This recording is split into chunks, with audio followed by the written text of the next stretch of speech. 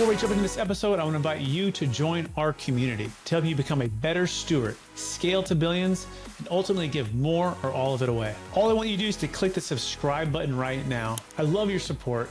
It's incredible to see your comments, and we're just getting started. I can't wait to go on this journey with you. Thank you so much for subscribing. It means the world to me. Welcome to the Build It to Billions podcast, where we guide ultra-successful entrepreneurs and investors on their journey from millions to billions. We believe that the key to scaling your business and compounding your wealth lies in practicing stewardship over ownership and constantly applying billionaire principles. Our ultimate goal, to help you compound your wealth so you can make a significant impact for yourself, for your family, and the community. I'm your host today, Brett Swartz. In each and every episode, we feature some of the world's top entrepreneurs, millionaires, and billionaires. They share their principles, values, secrets, and wisdom, providing you and I with the insights we need to reach the next level of success and impact. Hey, I'm excited about our next guest. He's originally from New Hampshire and also South Carolina growing up. And currently, he's the CEO of BRD Land and Investment, and he brings over 18 plus years in the real estate industry and a proven track record of strategic planning and execution and driving organizational growth. Please welcome to the show with me, Maurice Johnson. Mo, how we doing? Doing great, Brett. Great. Thanks for having me. What's the number one secret to, building wealth, doing land banking? Yeah, and to be specific, it's land banking is one component of what we do. What we really do is we add value through acquiring and entitling lots and selling shovel-ready communities to home builders.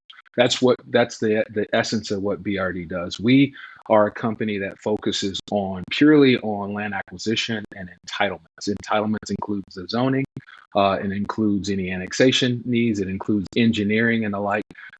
Everything. We get our project to the point where a builder or our customer can stick a shovel in the dirt.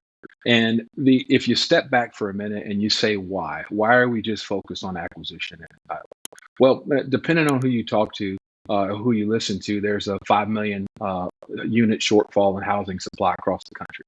We operate in five southeastern states: the Carolinas, North and South Carolina, Florida, Georgia, and Texas.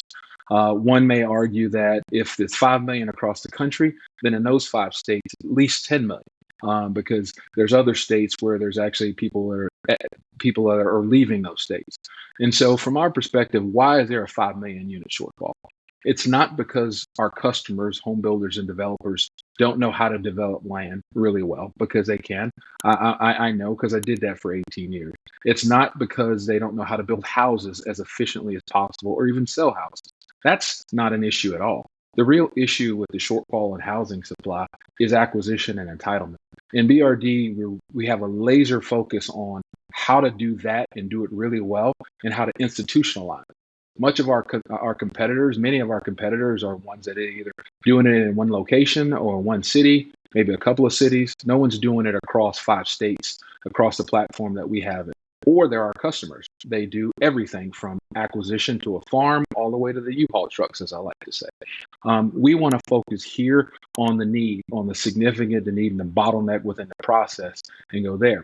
How can you make money in this process? It's really simple. The first thing that we do is we have a group of folks that go out and know how to buy land and have relationships in the markets and understand what a project could be, what the builders want. We know our customers really well, because most of our team are former builders, whether they were like me, all the way up to region president, to CEOs, to VPs of land and the like. And so what we do and how we make money is we go and find these projects. We're very nimble. We are the anti-big company when it comes to the ability to swift come in, make a decision quickly, get in front of the land sellers so they understand where we are. And then the big thing about it is what we do is we endeavor to keep our land sellers in the deal with us as we move along.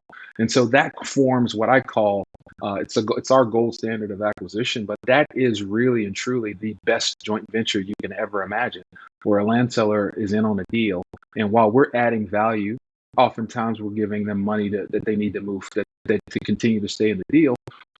But we're adding value to the property to get them to a point, whether it's 1 year, 2 years, 3 years, or even 4 years down the line, where they can have a major liquidity event at the end, and we can and then in turn sell it to our customer.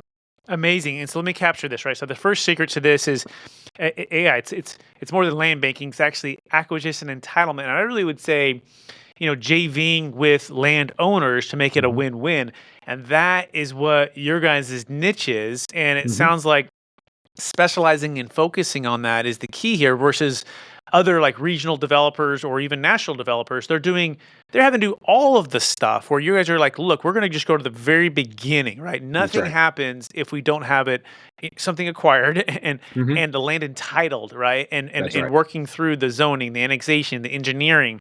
And so really it's not it's a housing crisis, but really the way that the root solve Root this or cause. help to solve it in a more exponential way is to focus like a laser not on faster ways to construct or lower cost of construction. Those are part of it. It's really annexing, entitling, engineering, all of that which goes beforehand.